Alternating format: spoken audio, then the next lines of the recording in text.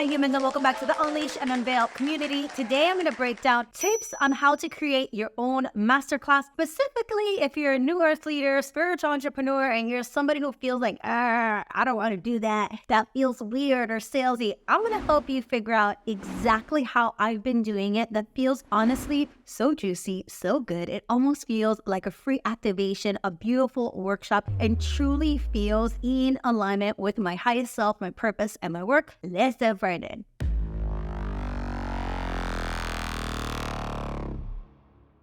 Okay, so the first thing that I want to do is I want to uncover what is the energy around this word masterclass. And if you're anything like me, I had a lot of contracting feelings because I just felt like master, like I'm on board. And it just never sat right with me. And so I have now alchemized and evolved this word a masterclass to workshops. And that alone allowed me to open up in a different way that wasn't available for me. By the way, you know everything is energy, right? The energy in which you do things is important. And the beliefs that you have in the things that you do are also important. It's not just about forcing yourself to do something that you think is going to yield a specific result. By the way, can I just introduce myself? Oh, and my dog, that's King.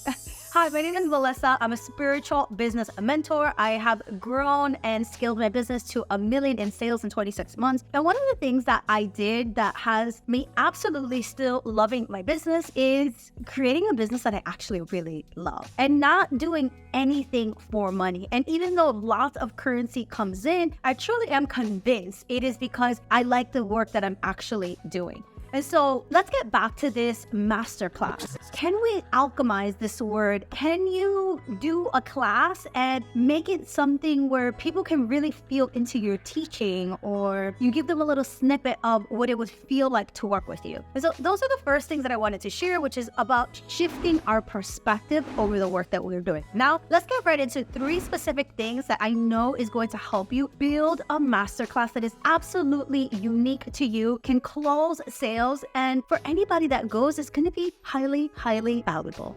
Number 1, I want you to pick a style. I think I used to get so tripped up with workshops, mystic classes, all of these things because I just felt like, how do I do this? And so I had to figure out like what was the style that I wanted to share the information. And so for a really long time, I never showed up with slides. We feel so comfortable being in our intuition, off script, not needing any of that. And those were some of the things that for me really discouraged me and actually took me a really long time to even consider speaking to a lot of people all in one screen because I just felt like it's not my style. And so for a really long time, I didn't have that. So what's your style? Does that feel good for you? Or are you the type of person that you're like, no, I need images. I love having a PowerPoint, whatever it is. I think it's important for you to pick the style that feels the most comfortable for you. Now, don't pick the thing that you think you have to do. Pick the thing that feels good for you. Then the last thing I want you to do is maybe really tune in to see if it's a combination. Right now, I like a combination. If you've ever been on a webinar, you will see I have slides going and then all of a sudden I stop sharing them and I start speaking into the room and into the little squares, and it's just my style. Like I learned that I like having a blend. I love looking at people. I just really feel like I feed off of their energy, and I do see the benefit of staying on track and actually having a PowerPoint. Because can I just admit something to you? I used to do webinars that were at least 2 hours long. And while that may be fine for me because I had the energy, I want to respect people's time. And so I think picking a style that feels good for you is really, really important.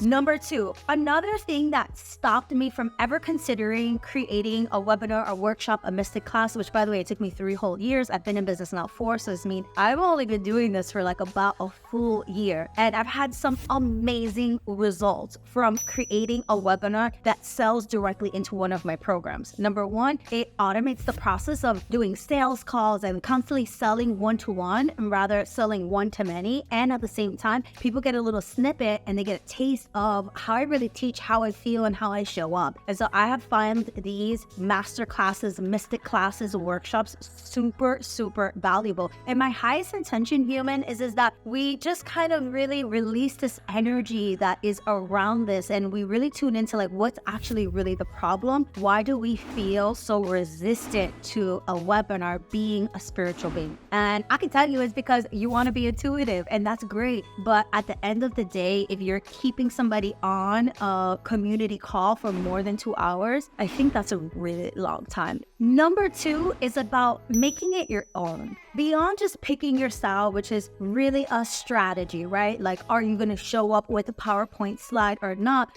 I wanted to show up authentically me. And I found that no matter how many times I saw other people do these webinars, I just felt like I couldn't do them because it wasn't my style. And at this point in my life, I can't do something that doesn't feel good for me. Like, I physically cannot do things that are not in alignment with me. So I just avoided it altogether until I asked myself a very simple question. If I had to do it my way, what would be actually really real and authentic for me? And it was to include meditation. It was to include the way I actually really start some of my coaching and mentoring sessions, which is helping people really tune into themselves and ask what is present and guiding them through really connecting to their quantum self, their highest self. These are all really small practices that when I started to create the style of the webinar, it started to feel really natural, and I stopped seeing it as this scary thing that I had to do to sell my program. I've actually shifted and alchemized even the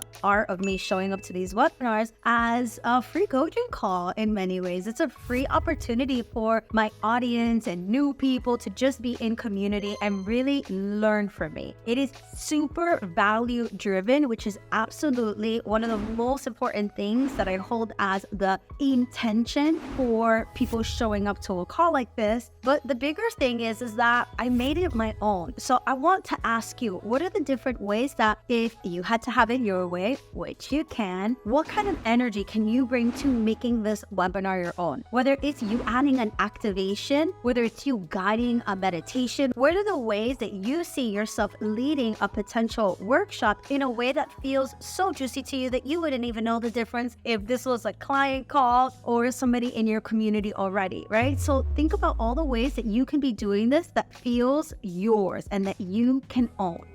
Number 3, pick a topic from a paid program that you're actually going to share at the end. I find that sometimes people show up in webinars and workshops in this type of format, and it's so disconnected from anything that they want to sell or share. You want to make sure that you're extracting a lesson from a paid program or the offer that you're going to be sharing at the end. Really make sure that everything is connected. I wish I would have learned this so much sooner. I used to pick topics that I felt people were going to be interested in or they were going to be excited. But at the end of the day, I felt like I did a lot of webinars where I was teaching people a lot of valuable things, but it didn't really have anything to do with my paid programs. And so hence, they didn't get in. So I don't want you to make that same mistake. Pick a topic for your webinar that potentially is either a module, a lesson, or an extraction from your paid program.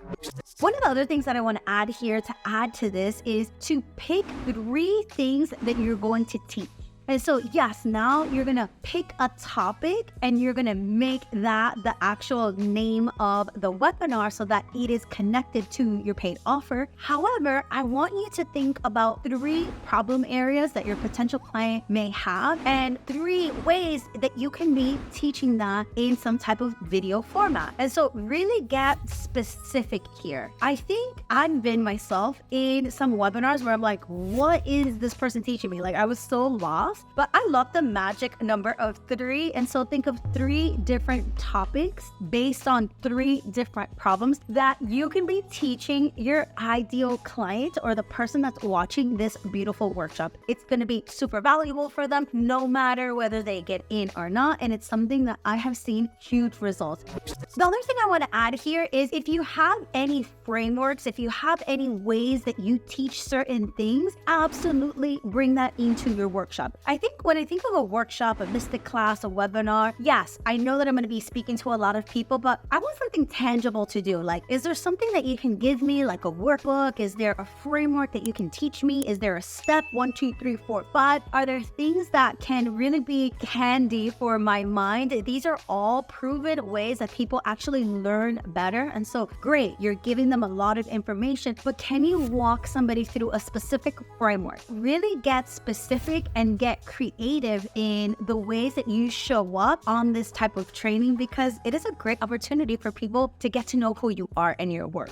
The last thing I'll add under this is add results. I'm so hesitant to do this, and I didn't do it for a really long time. And of course, I saw the lack of results because of it. At the end of the day, if somebody is new to your world and new to who the hell you are, and you never share with them the type of result that your clients have gotten by working with you, that's going to be really hard for them to trust you and make that investment. If you don't have clients right now, remember, you are your best client. And so tell them how you were able to achieve the things that you've been able to achieve in your life. Well, humans, those are the 3 different ways that you can be building your specific, beautiful webinar based on your intuitive blueprint and in a way that you can own and make it your own. If you're desiring to take the next step and you're desiring to start your soul business, scale your soul business, really step into your leadership, I really highly recommend, I'm going to put it below, Unleash and Build Your Soul Business is my 12-week course. We actually start in a few weeks, and this is the place where I help bring all spiritual entrepreneurs together so that we can create a profitable, soulful, aligned